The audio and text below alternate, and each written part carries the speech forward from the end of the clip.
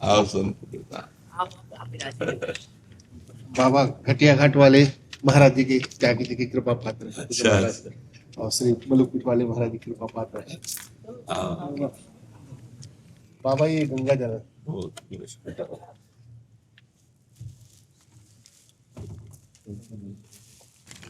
आप जैसी रहनी बताते हैं बाबा भजन साधन के संतों में उस रहनी में पूज्य महाराज जी का बहुत बहुत कृपा है। नया शरीर है, खूब डट के वैराग्यवान और भगवत मार्ग में खूब चला।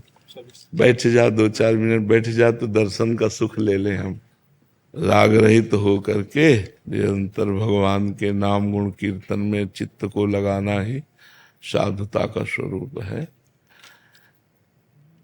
साधु चाहे पड़ा रहे, बस स्त्री से संपर्क न रखे। ये महाराज सौभरी हमारे हुए हैं, ये सौभरी कुंड है, सौभरी वन है। उन्होंने अनुभव करके कहा है, संगम त्यजेत मिथुन व्रतिनाम मुमुक्षु सर्वात्मना न विसृजेत बहिरिंद्रियाणि एकश्चरन् रहश्चित्त मनन्ते से युंजीत तद व्रति सुसाधुश्चेत प्रसंगा।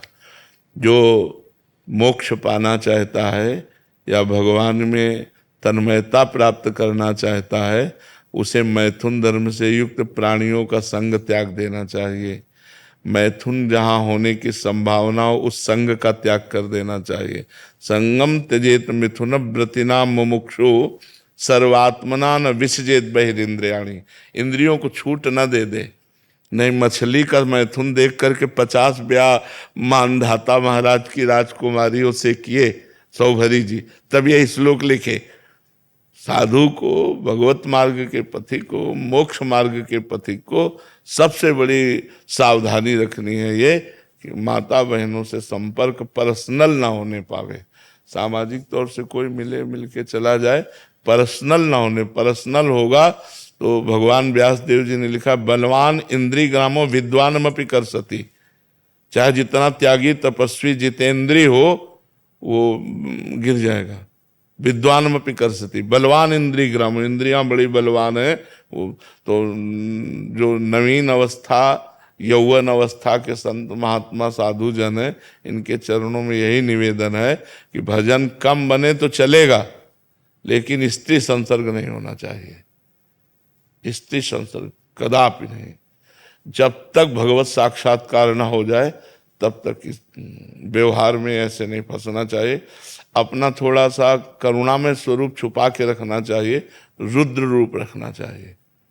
साधु को जब तक भगवत साक्षात्कार ना हो जाए तब तक वो अपने को बाहरी कटु दिखाना चाहिए, ऐसा व्यवहार रखना चाहिए। संत महात्माओं से तो दिल खोल के मिले, लेकिन जगत के लोगों से ऐसा व्यवहार रखना चाहिए, रुक्ष व्यवहार रखना चाहिए, जिससे उनको हमारे स्वभाव में कटुता दिखाई दे और अंदर से बड़ा प्यार सबके प्रति भगवत भाव रखना चाहिए।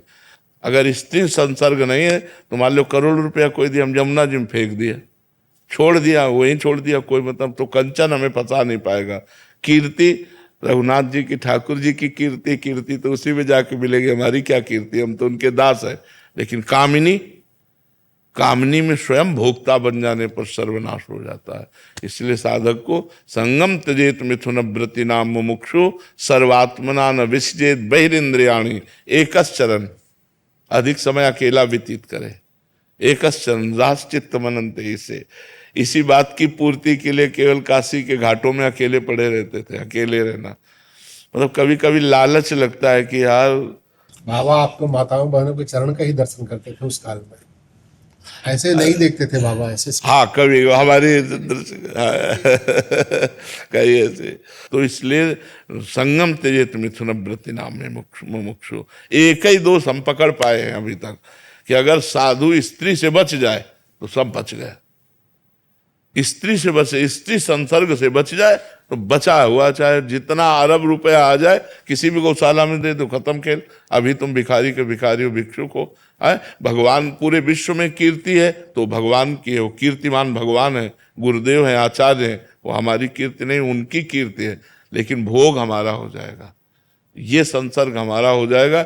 इसलिए कंचन कामनी कीर्ति 3 खाइयों में सबसे ज्यादा ये कामिनी वाला क्षेत्र हमें समझ में आया कि साधु को इससे बचना चाहिए। जी। और आध्यात्मिकता और आदि भौतिकता बहुत संतप्त कर रहा है, फिर भी आपकी बात सुनते हुए धैर्य पकड़ते हुए अपनी भजन आगे बढ़ा रहे हैं महाराज जी। और अपने भक्तजनों के द्वारा माया की बहुत संतप्त कर रहे हो। मतलब आप जो बता रहे वही बात अपने जीवन में ऐसे हो रहा है महाराज जी। बस अगर हमारी बात समझ पाओ, भजन कम हो चलेगा, व्यभिचार नहीं होना चाहिए। हमारे जीवन में भक्ति का स्वरूप जो है अव्यभिचारिणी भक्ति होनी चाहिए, और इंद्रिय व्यभिचार तो बिल्कुल ना होने पावे, नहीं तो बहुत बड़ी त्रुटि हो जाती है। अनुभव तभी होता है ना, देखो एक होता है शास्त्र पढ़ के अनुभव और एक होता है स्वयं का अनुभव। चाहे जितना भजन कर लो, अगर इंद्रिय जन्य व्यभिचार हुआ तो आपके जीवन में अंतराय पड़ जाएगा, भगवत अंतराय पड़ जाएगा। इसलिए विरक्त साधक को चाहिए कि भजन होए चाहे ना भी होए, स्त्री संसर्ग नहीं होना चाहिए। मान लो अर्थ तो हमारे यहाँ सेवक है ठाकुर जी का, मान लो 500 रुपया मिले तो हम ठाकुर जी के श्रृंगार भोग राग में लगा दिए। कीर्ति जो है वो गुरु और इष्ट की है, हम भावना करके उससे बच सकते हैं, लेकिन कामिनी से नहीं बच सकते। इसलिए कामिनी संसर्ग से दूर रहे और भगवान का निरंतर नाम जप करे, सब वैष्णवों की चरण धूलि लेने की आकांक्षा हो, तो फिर बेड़ा पार, फिर कोई रोक नहीं सकता। समस्त वैष्णवों की चरण धूलि लेने की आकांक्षा हो और नाम जब चल रहा है और कामिनी से दूर है, तो हम कह रहे हैं पड़ा रहे भैया, सिद्ध हो जाएगा। वृंदावन धाम सिद्धों का है, पड़े पड़े सिद्ध हो जाएगा। पर अगर इंद्रिय में विचार होता रहा तो बहुत उत्तम कोटि का भजन होने पर भी वो विक्षेप को प्राप्त हो जाएगा, वो भगवत विमुखता को प्राप्त हो जाएगा। इसलिए बहुत सावधानी रखो। सब आप नए बच्चे हो और भगवत कृपा पात्र हो, बस इस संबंध से दूरी हो जाए, आजीवन कभी स्त्री संसर्ग ना हो, और पड़ा रहे तो सिद्ध हो जाएगा। ये धाम है ना, पड़ा रहे तो सिद्ध हो जाएगा। शरीर से संबंध नहीं रखना है। हाँ बस शरीर से संबंध। हाँ मन देखो, मन हमारा कुछ कर नहीं सकता। मन हमारा कह रहे घड़ी उठाओ, अब हम अपने हाथ ऐसे रखें, अब क्या कर लेगा?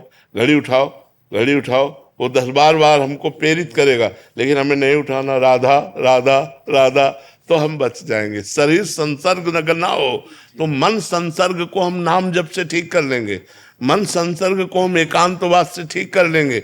लेकिन यदि शरीर संसर्ग हो गया तो फिर मतलब हमारा मन बार बार हमको वहीं गिराता रहेगा, इसलिए बचता रहेगा।